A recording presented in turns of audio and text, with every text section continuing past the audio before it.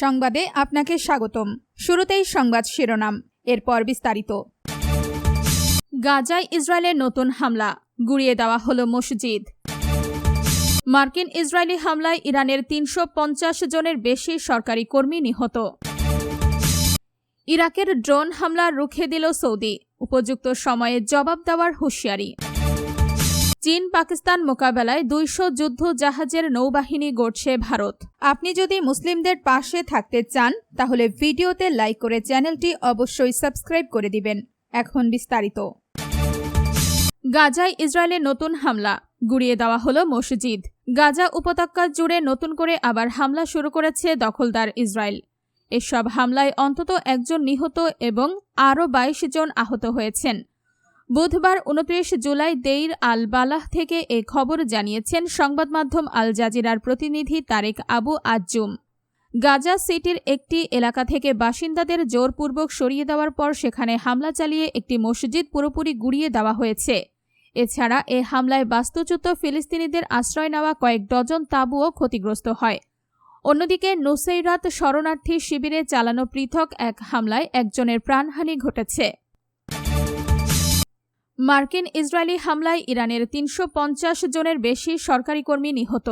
যুক্তরাষ্ট্র ও ইসরায়েলের যৌথ হামলার ফলে গত ৫ মাসের যুদ্ধে ইরানের ৩৫০ জনেরও বেশি সরকারি কর্মকর্তা ও কর্মী নিহত হয়েছেন। দেশটির সরকারি মুখপাত্র ফাতেমেহ মোহাজেরানি এক বিবৃতিতে এই তথ্য নিশ্চিত করেছেন। তিনি জানান যে নিহতদের পরিবারের সঙ্গে সাক্ষাৎকালে তিনি স্মরণ করতে বাধ্য হয়েছেন যে যুদ্ধের এই দিনগুলোতে দেশের সেবা করতে গিয়ে ৩৫০ জনের বেশি সরকারি কর্মচারী শহীদ হয়েছেন। হরমোজগান প্রদেশে জনগণের টেলিযোগাযোগ সচল রাখতে বিটিএস টাওয়ারের ওপর কাজ করার সময় জীবন উৎসর্গকারী প্রকৌশলী থেকে শুরু করে বিদ্যুৎ প্রবাহ বজায় রাখতে গিয়ে প্রাণ হারানো লাইনম্যান এবং নিবেদিত প্রাণ চিকিৎসক ও নার্সদের কথা গভীর শ্রদ্ধার সঙ্গে উল্লেখ করেন তিনি। ইরাকের ড্রোন হামলা রুখে দিল সৌদি, উপযুক্ত সময়ে জবাব দেওয়ার হুঁশিয়ারি। সৌদি আরবের পূর্বাঞ্চলে তেল স্থাপনা লক্ষ্য করে ইরাক থেকে ছোড়া বেশ কয়েকটি ড্রোন আটকে দিয়ে সেগুলো ধ্বংস করেছে দেশটির আকাশ প্রতিরক্ষা ব্যবস্থা।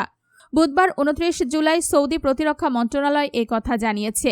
মন্ত্রণালয়ের মুখপাত্র ব্রিগেডিয়ার জেনারেল তুর্কি আল মালকি বলেন, এই সন্ত্রাসী হামলা আবারও ইরাকের মাটি থেকে চালানো হয়েছে এবং ইরান সংশ্লিষ্ট গোষ্ঠীগুলো এই হামলা চালিয়েছে। চীন পাকিস্তান মোকাবেলায় ২০০ যুদ্ধ জাহাজের নৌবাহিনী গড়ছে ভারত। আগামী ১০ বছরের মধ্যে নৌবাহিনীর জাহাজের সংখ্যা ২০০ ছাড়িয়ে যাওয়ার উচ্চাভিলাষী লক্ষ্য নিয়েছে ভারত। চীন ও পাকিস্তানকে মোকাবেলায় দেশটি এমন পদক্ষেপ নিচ্ছে বলে জানা গেছে। সাউথ চায়না মর্নিং পোস্টের এক প্রতিবেদনে বলা হয়, চীন বিশ্বের বৃহত্তম নৌবহর সম্প্রসারণ করছে, আর পাকিস্তান চীনের নির্মিত অত্যাধুনিক আক্রমণাত্মক ডুবোজাহাজ নিজেদের বহরে যুক্ত করেছে। এতে ভারত মহাসাগর বিষয়ে নয়াদিল্লির উদ্বেগ বৃদ্ধির বিষয়টি লক্ষণীয় হয়ে উঠেছে। এই প্রচেষ্টার অংশ হিসেবে ভারত চলতি মাসে তার নৌবাহিনীতে স্টেলথ ফ্রিগেট যুদ্ধজাহাজ আইএনএস মহেন্দ্রগিরি ও ডুবোজাহাজ শিকারী যুদ্ধজাহাজ আইএনএস মালভানকে যুক্ত করেছে। এই দুটি জাহাজই ভারতে তৈরি। এগুলোকে এই প্রমাণ হিসেবে হাজির করা হয়েছে যে নয়াদিল্লি বিদেশি সরবরাহকারীদের ওপর নির্ভরতা হ্রাস করেও নিজেদের নৌবহর বৃদ্ধি করতে সক্ষম।